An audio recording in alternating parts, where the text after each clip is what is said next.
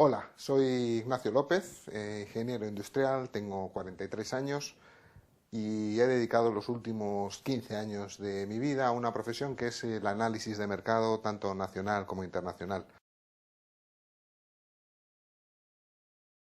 Si hay algo que ha marcado la economía mundial, bueno, más que mundial en el mundo desarrollado, que sería otra cosa, en los últimos 25 años es lo que se ha llamado la globalización.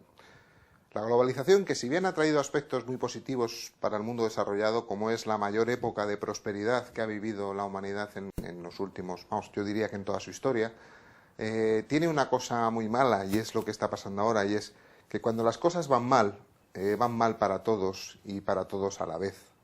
Entonces tenemos un problema muy serio. En el caso del crecimiento lo estamos viviendo ahora. Las empresas han dejado de crecer, cada vez venden menos, y esto les impide acudir a nuevas rondas de financiación para financiar tanto su expansión futura como la deuda que ya tienen.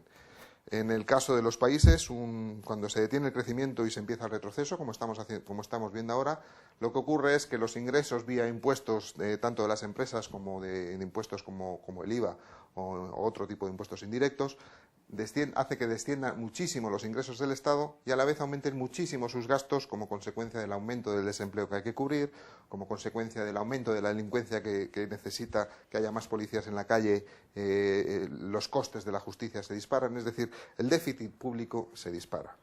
Las circunstancias que estamos pasando en estos momentos, con esta crisis, esta recesión, tienen un aspecto tremendamente peligroso, y es que es la primera vez que ocurre en la historia de la humanidad en el que van mal todos los países, van mal todos los sectores, y además, como consecuencia de la crisis financiera de las hipotecas basura, el sistema financiero está pasando por un grave problema. Esto significa que lo que pueden hacer las empresas y los países en épocas de crisis, que es invertir, cambiar sus economías para volver a la senda del crecimiento, es imposible de hacer porque no hay recursos financieros que lo financien. El problema es de tal dimensión que ni siquiera dedicando todos los recursos de todos los países para solucionar el problema, este problema tendría solución. Luego estamos ante un gran problema.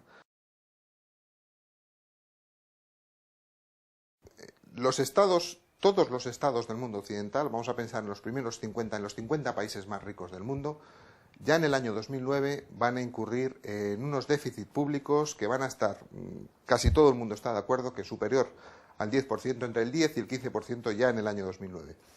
¿Esto por qué? Pues la situación es obvia, es decir, los ingresos vía impuestos de los estados del mundo occidental están disminuyendo y todo el mundo piensa que va a ser una disminución de en torno al 30%, mientras que los gastos van a aumentarse más o menos en esa misma proporción, es decir, el aumento de la cobertura social para cubrir el desempleo o incluso las medidas que se están tomando para reactivar la economía hacen que los gastos de los estados del mundo occidental se disparen a la vez que los ingresos disminuyen drásticamente.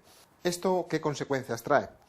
Vamos a ver, todos los estados van a intentar financiar mediante la emisión de deuda pública este desbalance que tenemos entre sus ingresos y sus gastos.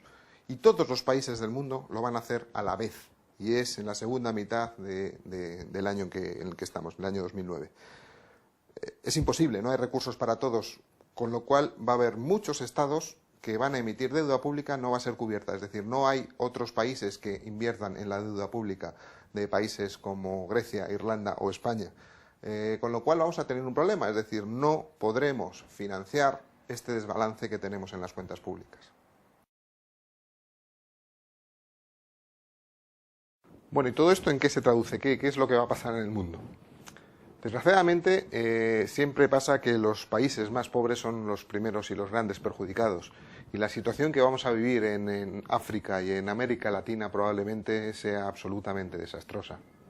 En Europa veremos como países como España, Grecia, Francia, Irlanda, prácticamente todos, excepto probablemente Alemania, los principales motores económicos, veremos situaciones como nacionalizaciones masivas del sistema financiero, de manera que los estados tengan en su control el máximo poder, la máxima cantidad de recursos financieros con las que sufragar sus gastos sociales.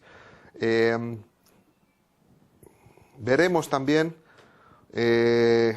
cómo la crisis, que es tremendamente seria, es decir, no es una cosa pasajera de 1 año o 2 años, es una cosa muy seria. Veremos cómo el desempleo alcanza niveles prácticamente insostenibles. Veremos un aumento drástico de la delincuencia.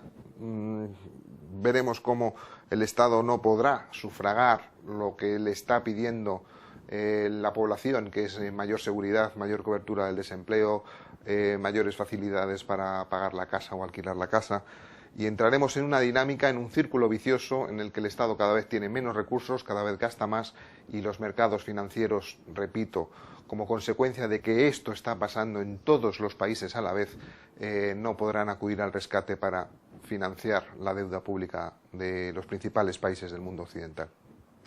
Desgraciadamente tendremos que prepararnos para vivir situaciones muy desagradables. Veremos huelgas generales y masivas en todo el mundo occidental.